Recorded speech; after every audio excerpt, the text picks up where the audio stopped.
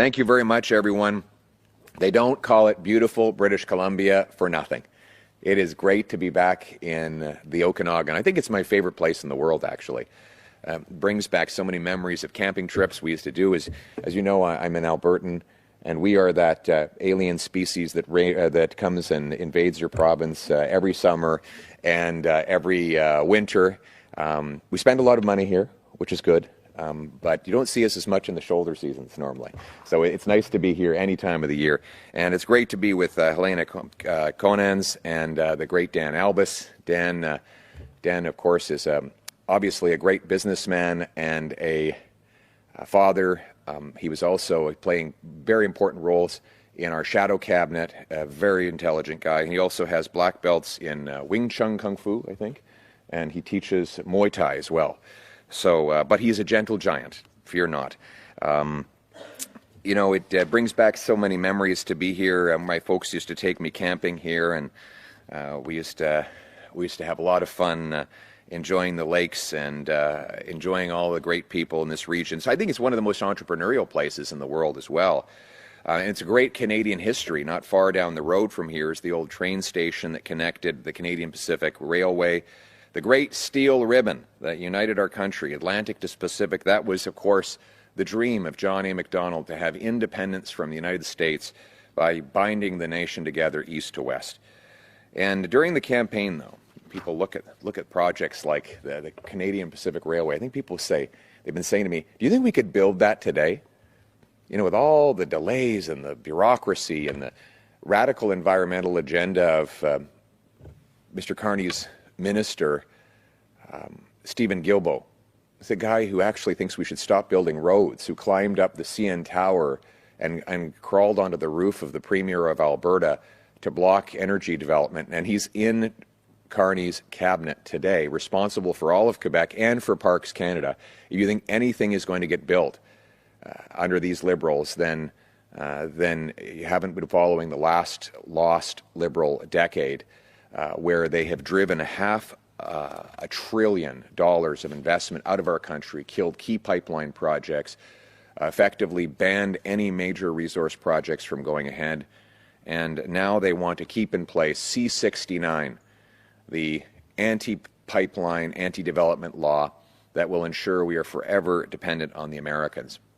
What's worse is that bureaucracy and red tape has grown on our small businesses. Today, the federal government imposes 149,000 individual rules on our small businesses. That's 20,000 more than there were a decade ago before the lost Liberal decade.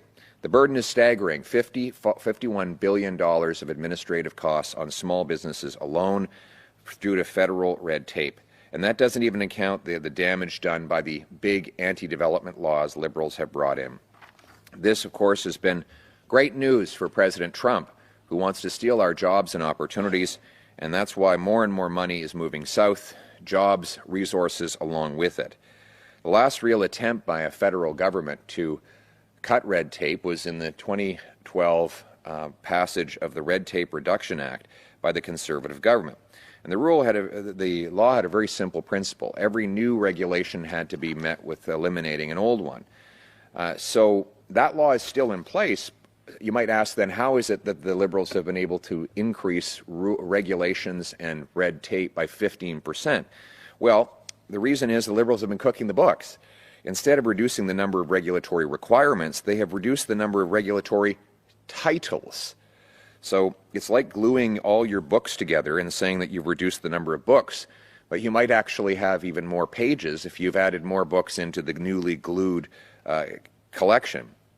And today, we have more individual rules and regulations just with fewer titles. So they've gone around the law in order to impose more burden on our small businesses, driving investment, jobs, and opportunity away at a time when we are more vulnerable than ever before. And that is why today I'm announcing that we will deliver change. You know, after 10 years of Liberals, we can't give them a fourth term. We need a new Conservative government that will put Canadian small business and workers first for a change. I'm announcing that a Conservative government will cut red tape by 25% over the next 2 years. We'll impose a 2-for-1 rule, which means every new regulation or rule will have to be matched with eliminating 2 existing ones. And we will do the same with dollar value. Every $1 increase in the administrative burden of the federal government will have to be matched with $2 of reductions elsewhere. And finally, to make sure there are no more tricks like the Liberals have played to get around this rule, we'll give a legal mandate to the Auditor General to audit every year the administrative burden to ensure that these rules are being honored. This will force the senior bureaucracy to constantly comb through the rules, get rid of unnecessary and useless regulations, and find the most efficient way to protect public safety and the environment. There are expensive and bureaucratic ways that involve lots of paper, and there are ways that you can do more efficiently. And I'll give you an example. When they had the Great Global Recession, the Harper government made the decision that we would fund municipal projects using a 1-page application form. 1 page. And there would be 1 environmental review per project, not 7 or 8. Now everyone screamed and said, well, this is going to harm safety and the environment. Well, we completed 23,500 projects in 2 years without 1 public safety problem or 1 environmental problem identified by the Environment Commissioner. That proves you can protect safety and the environment with less bureaucracy. In other words, stop stopping and start starting. Mark Carney and his team of Trudeau Liberals want you to forget. They want you to forget the 10 years of growing bureaucracy and shrinking wages, the anti-development and anti-growth policies. They want you to think that somehow they will be different than they were in the last 3 terms. Now, I can't help but notice that Mr. Carney is contradicting himself again today as he plagiarizes my latest policy. On April the 1st, just 4 or 5 days ago, his government got rid of the apprenticeship grant. And today, after seeing that I support the grant and I'll bring it back, he's trying to plagiarize me yet again. You can't believe anything he says when he does one thing on April Fool's Day, and then not even a week later, he says the opposite. He is just like Justin Trudeau, and there will be no change if you give Liberals a 4th term. I have announced a real plan for our apprentices. We will train up 350,000 of them. We'll bring back the apprenticeship grant Conservatives originally introduced and that Liberals have eliminated.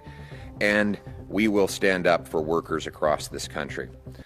Now, the reality is that Mr. Carney represents the same Liberal record of the last 10 years. He was Trudeau's economic advisor. He has the Liberal ministers, MPs, strategists, and he's now repeating the same broken Liberal promises. The most powerful thing that we can do to break free from dependence on the Americans is to unleash the power of our resources, entrepreneurs, and workers. That starts by repealing the anti-development, anti-pipeline law C-69, a law that Mark Carney announced the other day he will keep in place. A resume is not a plan, nor is keeping the same Liberal policies that got us in this mess in the first place. A 4th Liberal term will only strengthen the Americans and weaken Canada. We need a new Conservative government that will put Canada first for a change. My plan will unleash industry to make us strong, self-reliant, so we can stand on our own 2 feet and stand up to President Trump. Only a Conservative government will bring in a reinvestment, Canada First reinvestment tax cut, 0 capital gains tax on anything you reinvest in the Canadian economy. This will be economic rocket fuel, especially in the Okanagan, where you've got so many realtors, small businesses, entrepreneurs who will bring their money home and unlock incredible opportunities for this beautiful free enterprise area of our country.